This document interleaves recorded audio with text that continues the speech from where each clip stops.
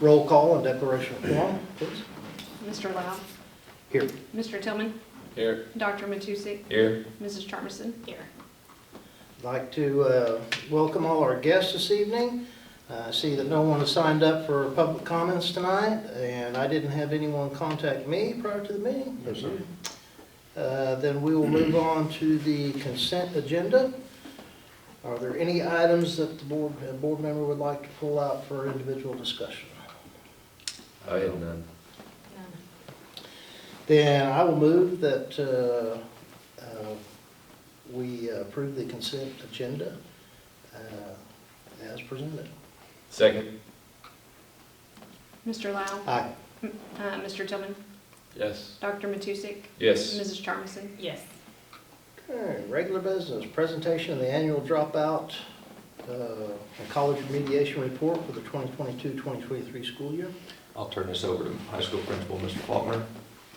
So I'll start with the college remediation report. So you guys probably had a chance to look that over. What that does is it takes all the students in last school year that took the ACT, compares them to the state percentages, and just shows how many students percentage-wise we have that tested in each subject at like a readiness benchmark for college. And it's obviously a lot more in depth than that if you guys got to look at it.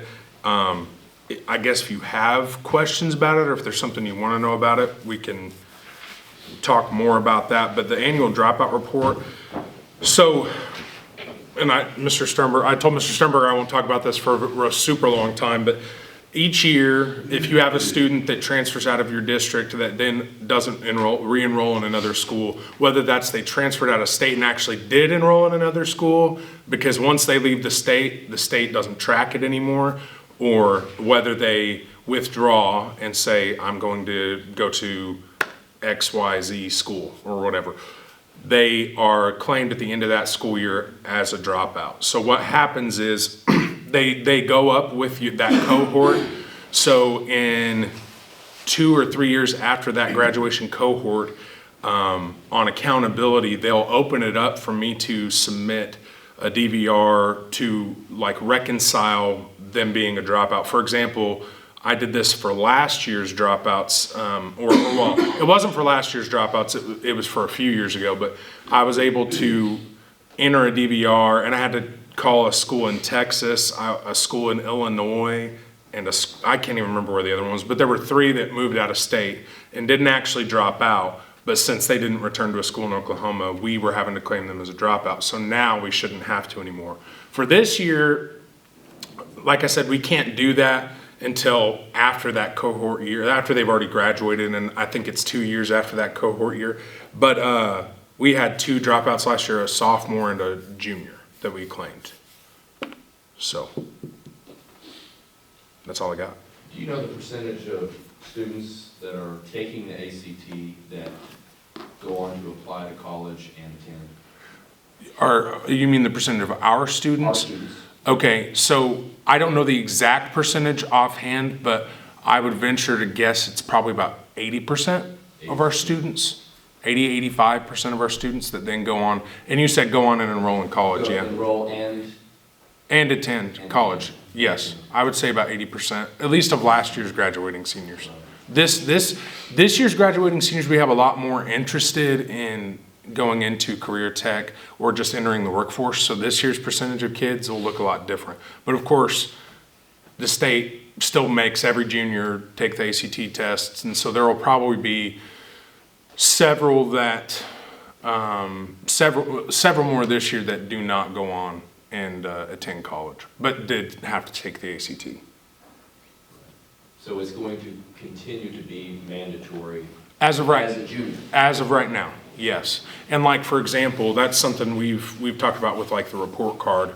With it being mandatory, you can notice an overall drop off in the average in the state of Oklahoma from the moment that they started making it mandatory.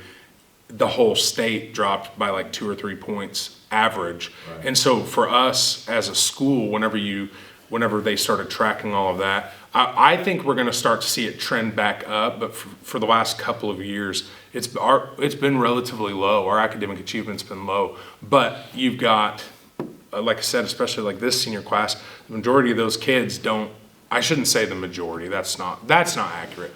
But there are several that do not intend on going on and therefore don't really care. You try to motivate them as much as you can to perform, but you know what I mean? It's one of those deals if the state doesn't do something to start holding them accountable, kind of like, I don't want to say EOIs because that's kind of a thing most people don't want to talk about, but that was a way for them to hold kids accountable for passing those tests or meeting a certain threshold in order to graduate. So if their colleges are now starting to just waive ACT requirements, therefore kids are extra not going to care because they don't have to meet a certain criteria on the ACT to even be able to enroll in college.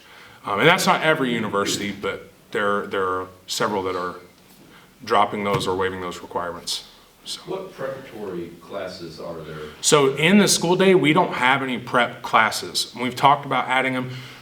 Part of the issue is the ones we have qualified to do so are your teachers that need to be teaching the core classes, the core subjects. So it's difficult to do that, but we do, and Mr. Sternberger, and you guys have paid for it the last couple of years. We take every junior, we have a session in the fall and a session in the spring, but we take them to an ACT prep workshop that the school pays for at NOC in Tonkawa. So they're receiving some amount of They are. preparation for the test itself. Yes, and our teachers build it in to their bell work and things like that. I mean, Mrs. Gwynn will stand in the hallway, have like an entry ticket into her classroom that might be an ACT question, or like I said, bell work. As soon as that bell rings, class is working from the board on a former ACT question, and they discuss the ACT frequently and work on ACT questions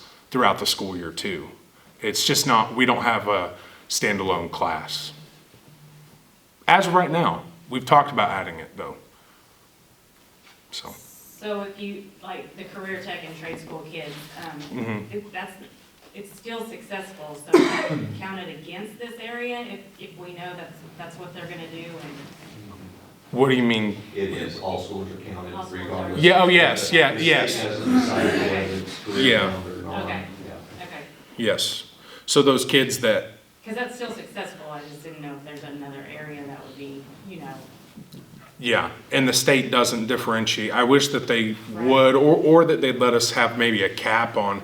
So you have to test a certain percentage of kids so that those that know they're not gonna go to college and are on the core curriculum track and don't really need to take the ACT, we wouldn't have to force them to, because Right.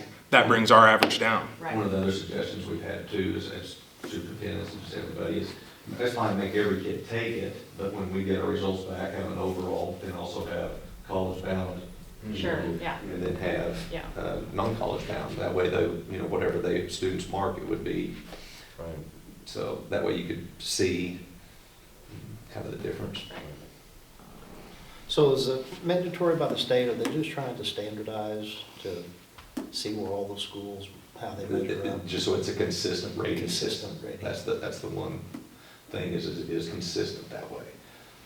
So I know Superintendent Walters has, discussed and listened to the ideas of changing that. He's not actually a fan of just a one-day testing.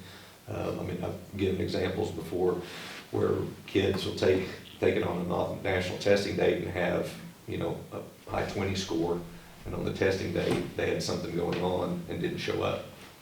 And so that's not figured into it as opposed to 26, or maybe that person just left early and didn't have a high score at all, and it's, to get a 15 or something because they're in a hurry, it's hard to, takes quite a few 24 pluses to overcome that, so. So it'd be interesting to see if there are changes in it in the near future. Other questions? Thank you. Thank you. Moving on, number 5, new business. No new business. Moving on to number 6, superintendent's reports. So not a lot on facilities. I sent you guys an email on the dump pit that they came across as they were boring the footing. And so they got that issue resolved. Luckily, I was anticipating to get another email or a phone call or something, but luckily the last email correspondence I got was what I forwarded to you. So they got the tires and the trash dug out of there in the backfield, and so they're pouring the footing tomorrow. And then the building is still on schedule to be delivered December 29th. So if we've had weather like we have here recently, it won't take them much time at all to get that building up. The parking lot project's still on pace that will go out to bid in February, so we should have the plans, first set of draft plans that we'll look at next month. We should have those. And then all the other projects that we've talked about, ranging from, whatever it may be, I've just been on hold until we see what the budget is on that parking lot. That way, when we start getting people together and I can say, okay, well, this is estimated at this, here's what we've got. And that way you can have a little bit more in-depth discussion as far as financial matters and what it would take to actually get what people feel like we needed. So that's where we are on facilities. And still waiting on the warranty report that I mentioned to you last month on the dome, the roof, the add-on. Didn't get back to me in time, but on the warranty report, called last week and they had something going on, and then today they just didn't get back in time with me, so.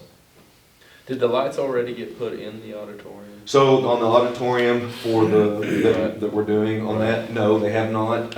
Visited Caleb Laddick, Farmers Electric was the winning bidder on that. They're using ETC lights, which ETC is the current lights that we have in there. Had 2 companies bid. The lights that we're getting are a little better than what the lights the other company was bid. I think there was about a $5,000 difference, but the money was well worth it. Talked to Caleb the other day, Jack and I visited with him, and as long as there's not a supply chain delivery, which doesn't feel like there is, we're trying to get the lights in by the time we have our spring plays and concerts. Would that be house lights or just the specialized lights that? Caleb, here's what I'm gonna turn it over to you. The lighting upgrade in the dome, or the auditorium, will be the house lights. It'll be the wall sconces down the sides. It'll be the theater lighting. It is above the stage, also back up in the top part up there. Catwalk, I'm sorry. It'll be that. It's new controllers, new everything in there. It'll all be LED, red, green, blue. Specs to make sure, like camera and production and everything. Yep. And if you had one recommendation on change and that was made and adjusted, and so. So essentially that'll meet our needs for years to come. Yeah, and the other bonus is, Patrick can relate, that everything's RGB. So all the lights can be any color we want, anytime, without putting gels and climbing on ladders. We push a button and they turn red, turn blue, whatever. And we've never had that before, so. It'd be a very nice system. Really nice. Yeah. Any other questions for Mr. Turnbull? All right, moving on, personnel. Proposed executive session to discuss annual evaluation and contract with Superintendent Jason Sturbenberger under Section 25 OS, Section 307B1. Could take a while. Do I have a motion? I'll make a motion that we enter into executive session. Second. Mr. Lau, Aye. Mr. Griffin, Yes. Mr. Tillman, Yes. Dr. Matusek, Yes. Mrs. Charmison. Yes. Okay, running back into open session. We board entered executive session at 7:15. We returned to open session at 7:52. All board members were present during that meeting, including our guest, Mr. Sternberger. We only discussed items on the agenda. No votes were taken. And that's that. So, do we have a motion to? Well, let's go to the next agenda item. Yeah, let's go to the next agenda item. I just can't fit it all on one screen.